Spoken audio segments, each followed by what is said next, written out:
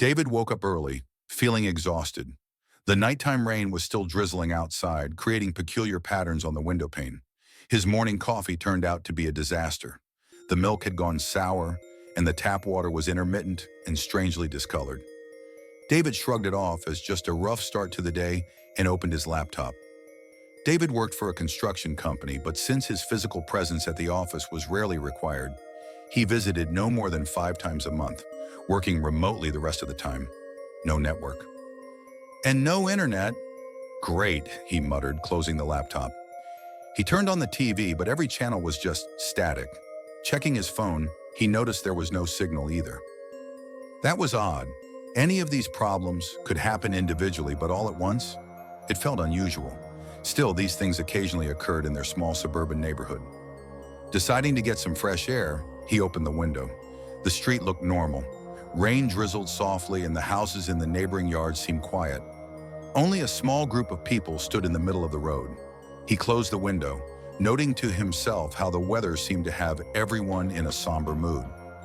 Heading down to the kitchen, he grabbed a pack of instant noodles and began making breakfast. Something felt off. It was as if time had slowed down. The clock's ticking sounded unusually loud, and every noise in the house echoed eerily. After a couple of hours, David decided to go to the store to get groceries. He put on his jacket, went downstairs, and opened the front door. It was quiet outside, unnaturally quiet. Even the birds, usually chirping loudly in the trees, were silent. Only people stood in the road. Maybe waiting for someone? After walking a few blocks, he noticed the people standing by the road again. They weren't moving. He stopped for a second, peering at them. There were more of them this time. They just stared ahead as if frozen before they were to be photographed. David involuntarily quickened his step. As he entered the store, he felt a strange tension. Okay, I'll take what I came for and go home, David thought. The only person in the store was the cashier, who stood motionless behind the counter. David called out to the cashier, but he didn't react. Moving closer, he tapped on the counter. The cashier didn't move. His eyes were wide open, but his gaze remained glassy. Is this some kind of joke? You all decided to prank me? Raised his voice, and David stepped back cautiously. The cashier didn't move. Throwing $20 on the counter, and without waiting for change, he ran out of the store. What's wrong with them? David shouted. On the way home, he noticed that there were more people on the streets. Running home, he noticed that the people outside his house were still standing in the same place. Not realizing what was happening, he decided to barricade the door. Fear and bewilderment filled his mind. What the hell is wrong with them? This will all blow over tomorrow. Everyone will go back to normal. Everyone will be normal, he tried to reassure himself. When he woke up in the morning and looked out the window first thing, he realized that nothing had changed. People were still standing in the street, silent, motionless. David decided the best idea would be to find someone who hadn't become like this. He couldn't believe he was all alone, so he went downtown looking for answers. Well, they don't seem to be aggressive. I won't touch them, and hopefully they won't touch me, he pondered as he walked down the street. The streets resembled scenes from a frozen nightmare. People were standing everywhere, on the sidewalks, in the middle of the road, on the lawns in the yards. It was an eerie sight. Maybe I'm dreaming? No, they're all asleep, he reasoned as he walked around the people. Upon reaching the center of town, David noticed that there were more people. Too many. In some places, he had to almost touch them, squeezing through the crowd. When he had almost given up hope of finding someone normal, he spotted a girl on the corner of a street. She was sitting on the hood of a car, holding a baseball bat. Her red hair fell over her face. She looked haggard but alive.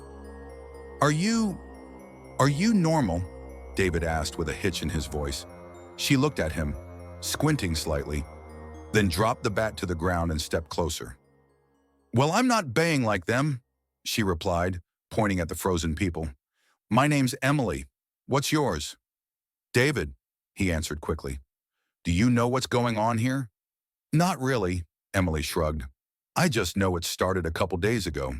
Everyone around me suddenly froze, like someone shut off their consciousness, and I was left alone. You're the first person I've ever met who moves."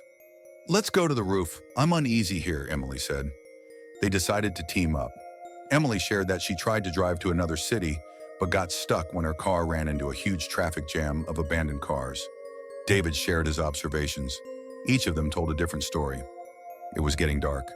They traveled to David's house. Back home, David and Emily decided that this place would be their temporary home. The second floor allowed them to watch the street, where people stood as still as mannequins in a store window. Emily took on the role of sentinel. She spread her binoculars and notepad on the windowsill. David concentrated on fortifying the barricades at the doors and windows. "Could you have imagined such a thing?" Emily asked playfully, looking at the structure David had constructed out of chairs and cabinets. "Not really," David replied, breaking away from his work, "but we have to be ready for anything." Emily was beautiful, but David didn't notice it right away. Probably in another situation, she wouldn't have even paid attention to him. But now they were in the same boat. A boat in the middle of a vast, empty ocean. I mean, there were people around, but they were just empty shells. They resembled a taxidermist's macabre joke, absorbent cotton dolls, and their eyes so empty, as if there had never been a soul there. "David, it's moving!" Emily suddenly shouted. David rushed over to Emily. She clung to the binoculars and screamed with joy. That woman in the red coat just raised her hand and lowered it." They hurried outside and cautiously approached the woman in the red coat. Ma'am, are you awake?" David asked, but the woman remained motionless. "I'm not lying," Emily exclaimed indignantly. "She raised her hand and a second later lowered it." "I don't doubt that you saw something," David replied, "but perhaps it was a spasm or some reflex movement. Either way, it doesn't look like she came to her senses." Emily frowned, bent down and picked up a small rock from the road. "Okay," she muttered and threw the rock at the woman. The stone hit her leg, but the woman didn't react in any way. "Disappointing," Emily muttered. "Let's go inside," David said. On the third day, they went to the city hospital, hoping to find survivors or at least something to help them understand what was going on here. The hospital looked ominous. The long corridors, flooded by the dim light of the day lamps, seemed endless. The smell of antiseptic, mixed with something stale and unpleasant, hung in the air. Carts of medical instruments were abandoned in the middle of the corridors, and bandages and empty ampules were lying around on the floor. It was as if time had stopped here. When they went inside, they saw that the same thing was happening here. People stood still. Doctors, patients, nurses. Some froze in doorways, some in the middle of the hallway, as if they were stopped in their tracks. Emily suggested an experiment. What would happen if someone was pushed? David disagreed, but Emily insisted. When she pushed the woman in the robe, she fell like a doll. But a second later, with some unnatural grinding sound, the woman got up again and returned to her previous position. "This isn't normal," David whispered. "Let's get out of here." In the morning, David was awakened by a noise or hum coming from the street. He jumped out of bed and rushed to the window. The scene unfolding before him made his heart race. People who had been standing still just the day before had begun to move. They were all heading in the same direction. "Emily, wake up!" he shouted, and in an instant, she was beside him. Something unbelievable was happening outside. Hundreds of people were walking in the same direction, out of the city, as Emily noticed. They didn't speak, didn't interact with one another. They simply moved, flowing around obstacles like abandoned cars by the roadside. It seemed as though they were streaming past them like water around rocks, moving as one unified organism. "Where are they going?" Emily whispered. "Looks like they're heading to the ocean," David replied. It resembled a mass migration. David and Emily quickly ran out of the house and followed the crowd, keeping their distance. The people moved slowly, with deliberate, measured steps. Some of them appeared exhausted, but none of them stopped. As they walked, David noticed that with every block, new groups were joining the procession. Elderly people, young adults, even children. They all marched with the same resolute purpose. The city felt abandoned, with empty shop fronts and streets littered with the remnants of a life once lived. Overturned bicycles, abandoned shopping carts, car doors left open. Only the hum of footsteps and the sound of the crowd's breathing filled the air. "Why are they going there?" Emily asked. "If only I knew," David muttered. When they reached the outskirts of the city, it became clear that this was far larger than they'd imagined. The road was packed with people coming from every direction. They were all heading for the water, more precisely to the ocean shore, which was a popular tourist spot in the area. The sandy beach, usually lively and noisy, had transformed into a scene from a nightmare. One by one, people were stepping into the water as if mesmerized. They didn't stop, didn't look back. They just kept walking forward. The water rose to their ankles, then their knees, and then higher until they disappeared entirely beneath the surface. "Oh God, no!" Emily screamed, grabbing David. But the procession didn't stop. The crowd endlessly poured into the ocean, as if the water were calling to them, like a magnet pulling them in. Emily ran forward, her heart pounding so hard it felt like it might burst out of her chest. She rushed to a nearby woman whose bare feet were already sinking into the wet sand, dampened by the surf. "Please, stop!